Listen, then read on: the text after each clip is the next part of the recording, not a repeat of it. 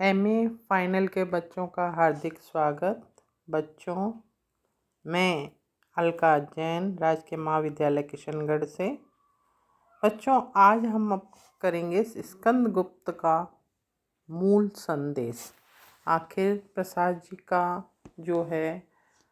मूल समाज को संदेश देने का क्या उद्देश्य था। स्कंदगुप्त वो नाटक के अनेक समीक्षकों ने प्रसाद का जो नाटक है उसका विश्लेषण अपने तरीके से किया है और उसे सर्वोत्कृष्ट भी माना है। ठीक भी है। यह नाटक नाट्य कला की दृष्टि से तो अत्यंत प्रौढ़ नाटक है। उसकी कथा वस्तु में इतिहास और कल्पना का सुंदर समन्वय हुआ है।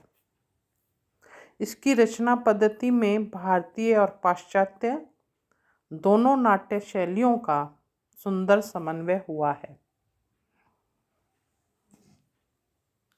डॉक्टर जगन्नाथ प्रसाद शर्मा का मत भी है कि रचना पद्धति और नाटकीय गुण के विचार से प्रसाद का सर्वोत्तम नाटक स्कंदगुप्त है।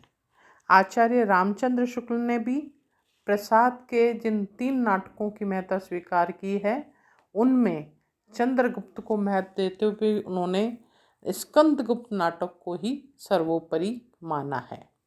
वास्तविकता यह है कि स्कंदगुप्त में वस्तु, तत्व, चरित्रांकन, संवाद और देश काल का चित्रण बड़ी ही सूक्ष्मता से किया गया है। भले ही कुछ लोगों ने इसकी अभिनेता को संदिग्ध माना हो, पर डॉक्टर राम कुमार वर्मा ने स्कंदगुप्त को अभिनय कला की दृष्टि से पूरी तरह सफल नाटक स्वीकार किया है। इस नाटक को लिखने के पीछे मूल केंद्रीय बिंब क्या है उस पर हम बात करेंगे कि स्कंदगुप्त नाटक में शैव दर्शन की महत्वपूर्ण अभिव्यक्ति हुई है। प्रसाद जी शैव दर्शन में विश्वास करते थे। उनके काव्य का अध्ययन तो इस दर्शन की भूमिका पर अनेक लोगों ने किया है, किंतु नाटक का अध्ययन इस आधार पर नहीं हुआ है। इस दिशा में उल्लेखनीय कार्य डॉक्टर रामकुमार गुप्त ने किया। उन्होंने शैव दर्शन के आलोक में स्कंदगुप्त नाटक के केंद्रीय बिंदु और दर्शन पर गहराई से प्रकाश डाला है। इस विषय में उन्होंने नाटक का केंद्रीय बिंब वृक्ष को बतलाया है। उनका कहना है कि यही वृक्ष इस नाटक का केंद्रीय बिंब है, जो प्रारंभ से अंत तक नाटक में विद्यमान है। केंद्रीय बिंब के रूप में स्कंदगुप्त नाटक का महत्व और अधिक बढ़ जाता है। वास्तव में जिसे हम वृक्ष कहते हैं वह इस नाटक में परम शिव का प्रतीक है। इस केंद्रीय बिंब वृक्ष का सबसे पहले उल्लेख नाटक में मुद्गल ने किया है। मुद्गल क्योंकि विदूषक हैं, अतः उसके कथन की ओर सामान्यतः हमारा ध्यान नहीं जाता है। वास्तविकता यह है कि इस नाटक के प्रमुख पात्र देवसेना और स्कंदगुप्त दोनों भी इसी केंद्रीय वृक्ष बिंब की चर्चा करते हैं। देवसेना मानवीय दुर्भाग्य का कारण मनुष्य की विकृति को मानती है। वह विजया से कहती है, तुमने एकांत टिले में सबसे अलग शरद के सुंदर प्रभात में फूलों से लदा हुआ पारिजात वृक्ष देखा है? विजया, नहीं तो। देवसेना, उसका स्वर अन्य वृक्षों से नहीं मिलता। वह अपने सौरव की तान में दक्षिण पवन में कंप उत्पन्न करता है। कलियों को चटकाकर, ताली बजाकर, झूम झूम कर नाचता है। अपना वृंद नृत्य, अपनी संगीत वह स्वयं देखता है, सुनता है। उसके अंतर में जीवनी शक्ति वीणा बजाती है। वह बड़े ही कोमल स्वर में गाता है। घने प्रेम तरु तले, बैठ छान लो भव आतप से तापित और जले। छाया है विश्वास की श्रद्धा सरिता कूल, सींची आंसुओं से मृदुल है परागमय धूल। यहाँ कौन जो छले, फूल चूक पड़े बात से घरे हृदय का घाव। मन की कथा व्यथा भरी बैठी सुनते जाओ, कहाँ जा रहे चले।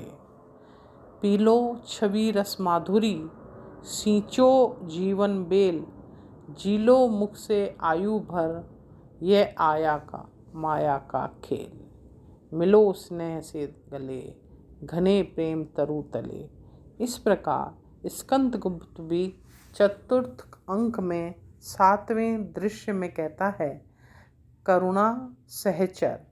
आर्य साम्राज्य का पाश इन्हीं आंखों में देखना था। हृदय कांप उठता है, देशाभिमान गरजने लगता है। मेरा स्वत्व तो न हो, मुझे अधिकार की आवश्यकता नहीं। यह नीति और सदाचारों को महान आश्रय वृक्ष गुप्त साम्राज्य हरा भरा रहे और कोई भी उसका उपयुक्त रक्षक हो। देवसेना के चरित्र विश्लेषण में विवेचन करके आए हैं कि वृक्ष परम शिव है। एक वृक्ष शिव प्रोक्त है। जयरथ ने इस प्रकार निश्चय किया है, यतो विरोध एव अनुग्रहणा वर्णात् पाषाणाम च अपशपनात् वृक्ष उक्त। स्कंदगुप्त भी नीति और सदाचारों के महान आश्रम वृक्ष को हरा भरा देखना चाहता है। कथा प्रसंग में यह गुप्त साम्राज्य है। पाश छपन करने वाला वह परम शिव है। हमारी नाट्य आलोचना इतनी गहरी है कि हम नाटक में वर्णित संकेतों, दृश्यों या प्रतीकात्मक स्थानों की उपेक्षा करके अपनी पूर्व निश्चित धारणाओं को चिपकाते चले जाते हैं। अभी तक किसी आलोचक ने नाटक के अंतिम दृश्य की ओर ध्यान नहीं दिया कि वह किन स्थल पर घटित होता है। नाटककार ने इसे स्पष्टतः वृक्ष न कहकर उद्यान का एक भाग कहा है। नाटक की समाप्ति इसी बिंब पर होती है। वृक्ष परम शिव है, पक्षियों में से एक फल को खाने का उत्सुक है, दूसरा केवल अभ्यागति की स्थिति में है। इस प्रकार यह नाटक का केंद्रीय बिंब दृष्टिगत होता है।